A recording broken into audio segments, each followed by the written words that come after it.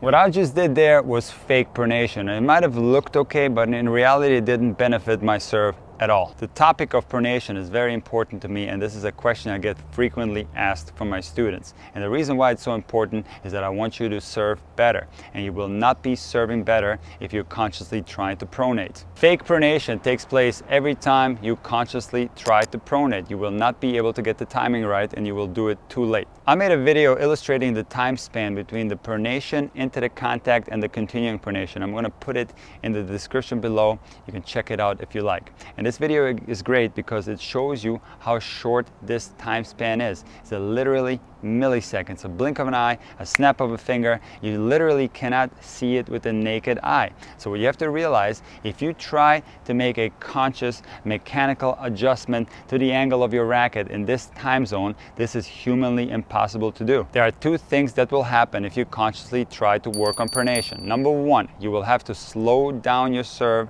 severely in order to feel pronation, and this is not what you want on the serve. You want to accelerate your serve to the max. Number two, if you accelerate to the max, you hit your normal serve speed and then try to consciously continue to pronate, you will do it too late, well after contact with the ball, and this will have absolutely no effect on your serve. And this is what I see from a lot of players, and this is what I call fake pronation. Fake pronation is only associated with players trying to consciously pronate after contact, but when we watch the best servers of all time, you can see they do not always continue to pronate. There are some serves that they will hit where the racket will not continue to pronate. This will take place on almost all players. There's a few players like Roger Federer, John Isner, and Milos Raonic that will pronate on almost all their serves. But the vast majority of WTA players and a lot of ATP players will not always continue to pronate on their serves. So do not concern yourself with continuing pronation. This is not as important as pronation into the contact. Pronation into the contact refers to the racket being on edge when the tip of the racket is pointing straight towards the back fence,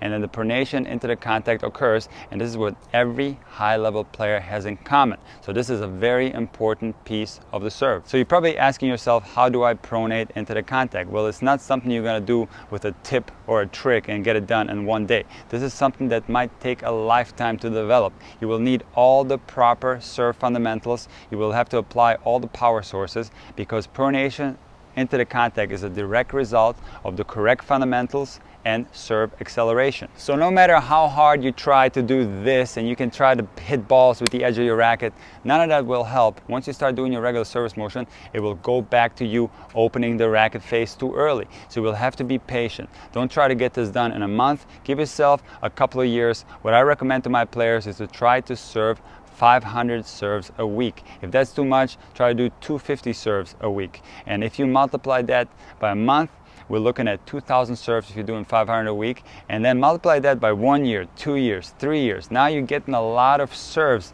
in there, and this is how you build muscle memory. Remember, Andy Murray was quoted as saying that only in practice he hits about 55,000 serves a year. And that is your only chance to be able to pronate into the contact. You will not be conscious that it's taking place. So do not concern yourself with that. Concern yourself with learning the right serve fundamentals. There's many of them. What you'll have to learn is proper stance. You will have to have a proper toss, a take back. You have to sync your toss arm with your hitting arm. Now you have to have the correct rhythm on your serve, the correct timing, and also you have to apply all the multitude of power sources. Once you have all that done, once all that sinks in beautifully, you might have a chance to pronate into the contact, and you will never know that it's taking place. I'm going to tell you a story that might convince you that this is not something that you should worry about when you're practicing your serve. So I am a high-level tennis player. I played Bundesliga in Germany. For you guys that live in Europe, you know what that means. It's a high level of tennis. I was also one of the best Division I college players